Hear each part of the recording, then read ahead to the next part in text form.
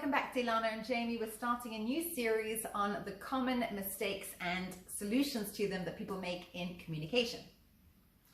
Yeah, so everyone when they're dating, or certainly if you're in a marriage or relationship, you have these kind of weird interactions where, and I think stereotypically this is like the man to the woman, but it's really not true. It doesn't work that way at all. It works both ways, and that is where your partner kind of didn't tell you how they felt, but just assumed that you kind of understood how they felt. And get very insulted when you didn't, right?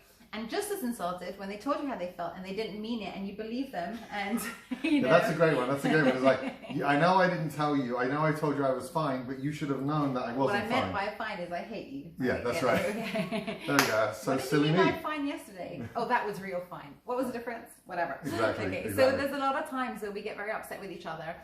We expect people to know how we feel when we haven't told them. Right. We have this assumption that they really ought to know how we feel. And then we have a third assumption that if they don't know how we feel, then they don't really love us. They're not in tune with us enough. Right, and I feel this is kind of connected to a bit of a rigidity in terms of the way people see the world. People just think that things are so obvious. They think the way that they would react to a situation, the way they would behave in a certain situation is obviously how someone else would. So therefore, if you did this, the only intelligent reaction to that would be the way that I feel right now. So therefore, you should know how I feel. It's like it's very confused, and it doesn't really make space for the other person. And as a result, thank goodness, I think it's relatively easily corrected. Yeah, because what we're going to talk about is the very simple solution of, let's move away from the dynamic of playing games with each other. You should know. You yeah. should have figured it out. Let's move away from the dynamic of testing each other. If you really love me, you would just know. And let's actually recognize how feelings work.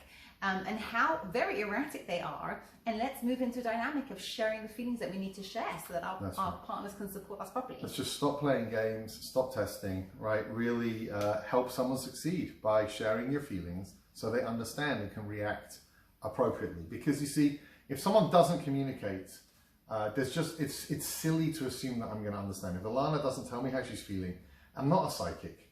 It's just crazy for her to think that I will understand that. So like, do we want to be in a good space together? Do you want to be happy? Do you want to be enjoying the dynamic? Or do you want to be playing kind of one-upmanship? Because really you see deep down inside, it's like it gets so complicated, such a mess in your head. Talk straight, communicate your feelings. Don't pretend I'm a psychic. Especially because, my feelings really change all the time. I get into a certain thought space and it takes me to a feeling. So today I might be feeling really productive and tomorrow I might be feeling really useless.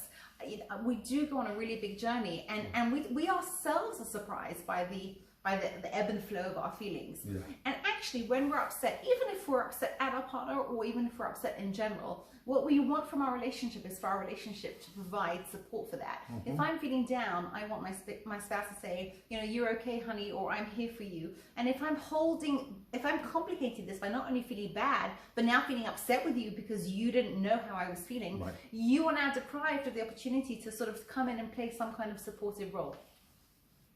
100%. Excuse me. And that's why, for example, the second thing is like under no circumstances lie. Like if you're not feeling great about it, you can still couch that in nice ways. You can say, it's not a great time for me to talk about it right now, but I am a little bit upset. Could be that I'm feeling a little bit irrational. I need some time to process it. Rather than just kind of coming in with the whole thing of like, I told you this and you didn't figure out from inside of that how I really was. And now like I'm angry with you basically because I lied, but I'm still angry with you. Yeah. Right? You got to move away from that. Yeah, and people are essentially the relationship that they have, the love that they have for each other is very essential. It's so helpful to recognize feelings as something that is not completely tied to our essence. I'm essentially a good rational person, and today I'm feeling 6 out of 10. Today I'm feeling 10 out of 10. Today I'm feeling 2 out of 10. It's not true that if you don't completely follow my feelings without me saying them, that you don't love me. That's a very irrational thought. And of course, when we're upset, we want to be supportive. But again, it's okay to send a text to your spouse on their way home. I'm having a hard day. I'm going to need you to be really gentle with me. I don't even know what's wrong. I just need extra love today. I worked really hard. I need acknowledgement today. We want to succeed in our relationships. Right. We need to be able to help each other. That's the main point. Don't turn it into a game. Don't turn it into proof. turn it into an opportunity to kind of be more together and to really help each other succeed. That's right. Good luck with that.